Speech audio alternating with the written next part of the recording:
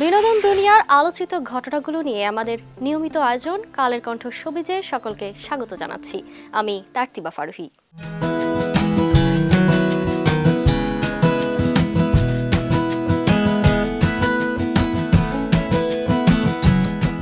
ঢালিউড অভিনেত্রী পরিমণি সন্তানের জন্মদিন পালন নিয়ে কন্টেন্ট ক্রিয়েটরদের ওপরে ক্ষিপ্ত হয়েছেন।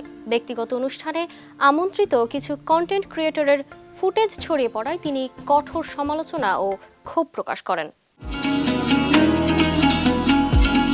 একসময় নিজের জন্মদিন নিয়ে আলোচিত পরিমণি এখন সন্তানের জন্মদিন ভালোভাবে পালন করেন। গত 10 আগস্ট তিনি ছেলের তৃতীয় জন্মদিন উদযাপন করেন। তবে ব্যক্তিগত সেই অনুষ্ঠানের ফুটেজ সামাজিক মাধ্যমে ছড়িয়ে পড়ায় তিনি ভীষণ চটেছেন। পরিমণি তার পোস্টে লিখেন, আমার সব রকম আনন্দে যাদের আমি কাছে চাইছি তারা প্রত্যেকেই প্রমাণ করছে তারা আমার জীবনে মলমূত্র মাত্র। পরিমণি অভিযোগ করেন, তার ব্যক্তিগত অনুষ্ঠানে আসা কিছু উল্লুক ও বেহায়া রিলস ও ব্যবসায়িক ব্লগে ভরে ফেলেছে সামাজিক মাধ্যম। তিনি ক্ষোভ প্রকাশ করে লেখেন, তোমরা ভিখারির মতো মাস ভরে কিছু ডলার কামাও। এই ধরনের মানুষ বা কন্টেন্ট ক্রিয়েটর যদি সামনে পড়ে তাহলে 3 মিনিট থাপড়িয়ে দেব। পরিমণি আবারও মনে করিয়ে দেন, তার সন্তান কোনো ব্যবসায়িক উপাদান নয়।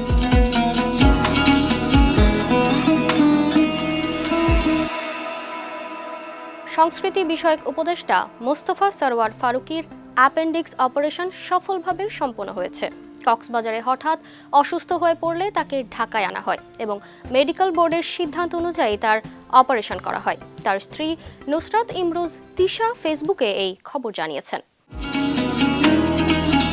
রোববার রাতে মোস্তফা সরওয়ার ফারুকীর অ্যাপেন্ডিক্সের অপারেশন সম্পন্ন হয়েছে। তার স্ত্রী ও অভিনেত্রী নুসরাত ইমরোজ তিশা ফেসবুকে জানিয়েছেন, প্রায় 2 ঘন্টার অপারেশন সফল ছিল এবং তিনি এখন পোস্ট অপারেটিভ কেয়ারে পর্যবেক্ষণে আছেন। তিশা ফারুকীর দ্রুত আরোগ্যের জন্য সবার কাছে দোয়া চেয়েছেন। সংস্কৃতি বিষয়ক উপদেষ্টা মোস্তফা সরওয়ার ফারুকী কক্সবাজারে সরকারি সফরে থাকাকালীন হঠাৎ অসুস্থ হয়ে পড়েন। শনিবার রাতেই তাকে এয়ার অ্যাম্বুলেন্সে করে ঢাকায় আনা হয়। রোববার দুপুরে তিশা জানিয়েছিলেন, দুপুর 3টায় মেডিকেল বোর্ডের মিটিং বসবে এবং এরপরেই চিকিৎসার পরবর্তী সিদ্ধান্ত জানানো হবে।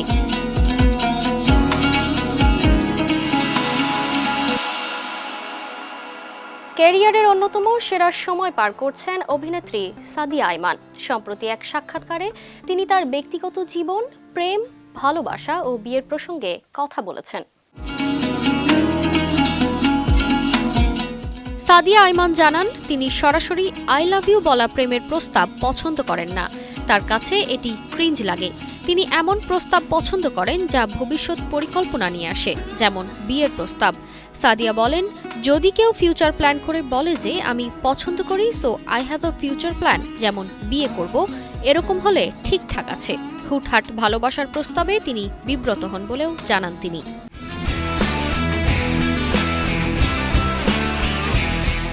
অভিনয় জীবন প্রসঙ্গে সাদিয়া আইমান মনে করেন, একজন অভিনেত্রীর কাছে সবচেয়ে বড় চ্যালেঞ্জ হলো টিকে থেকে ভালো কাজ করে যাওয়া।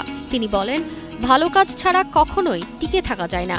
সে জায়গা থেকে সচেতনভাবে গল্প নির্বাচন করে অভিনয় করা এবং কাজের প্রতি পূর্ণ ডেডিকেশন দেওয়া, না হলে হারিয়ে যেতে হবে। তিনি বিশ্বাস করেন, অভিনয়ের মাধ্যমে টিকে থাকায় একজন অভিনেত্রীর সবচেয়ে বড় চ্যালেঞ্জ।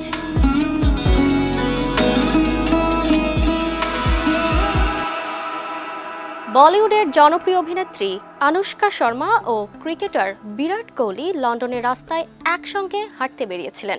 এই তারকা দম্পতির সাধারণ মুহূর্তের একটি ভিডিও সম্প্রতি সোশ্যাল মিডিয়ায় বেশ ভাইরাল হয়েছে। ক্রিকেট থেকে অবসর নেওয়ার পর বেশিরভাগ সময়ই লন্ডনে থাকেন বিরাট কোহলি। তিনি নিজেই জানিয়েছেন, লন্ডনে তারা নিভৃতে থাকতে পারেন এবং সাধারণ মানুষের মতো রাস্তায় হাঁটতে পারেন।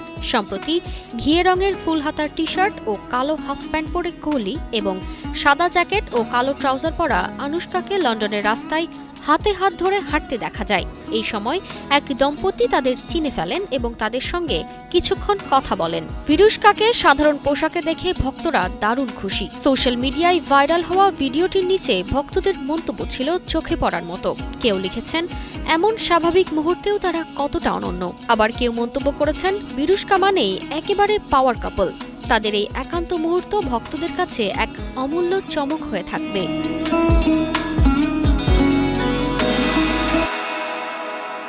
সুপারম্যান সিরিজের কিংবদন্তি খলনায়ক জেনারেল জর্জ চরিত্রে অভিনয় করে বিশ্বজুড়ে দর্শকের মনে জায়গা করে নেওয়া ব্রিটিশ অভিনেতা টেরেন্স স্ট্যাম্প মারা গেছেন। ৮৭ বছর বয়সে তার মৃত্যু হয়েছে। তার পরিবার এক বিবৃতিতে জানিয়েছে, অভিনেতা ও লেখক হিসেবে তার অসাধারণ কীর্তি মানুষকে বহু বছর ছুঁয়ে যাবে। টেরেন্স স্ট্যাম্প ১৯৩৮ সালের ২২ জুলাই লন্ডনে জন্মগ্রহণ করেন। সাধারণ কর্মজীবী পরিবার থেকে উঠে এসে তিনি প্রথমে বিজ্ঞাপন সংস্থায় কাজ করতেন, পরে ড্রামা স্কুলে বৃত্তি পেয়ে অভিনয়ের জগতে প্রবেশ করেন। ১৯৬২ সালে বিলি বার্ড ছবিতে অভিনয় করে তিনি সেরা পার্শ্ব অভিনেতার অস্কার মনোনয়ন ও সেরা নবাগত শিল্পীর গোল্ডেন গ্লোব পান। তিনি সুপারম্যান সিরিজের জেনারেল জর্জ, দ্য কালেক্টরে অপহরণকারী ফ্রেডি ক্লেগ এবং ফার ফ্রম দ্য ম্যাডিং ক্রাউডে সার্জেন্ট ট্রয় চরিত্রে খলনায়ক হিসেবে ব্যাপক খ্যাতি অর্জন করেন। সুপারম্যানের সহ অভিনেত্রী সারাহ ডগলাস টেরেন্স স্ট্যাম্পের মৃত্যুতে গভীর শোক প্রকাশ করেন। তিনি তাকে অসাধারণ রূপবান ও প্রতিভাবান মানুষ হিসেবে স্মরণ করেন। টেরেন্স স্ট্যাম্প তার ৬ দশকের দীর্ঘ অভিনয় জীবনে the adventures of Priscilla, queen of the desert, far from the madding crowd সহ অসংখ্য ছবিতে অভিনয় করেন। শন কনারির পর তাকে জেমস বন্ড চরিত্রের জন্য বিবেচনা করা হয়েছিল।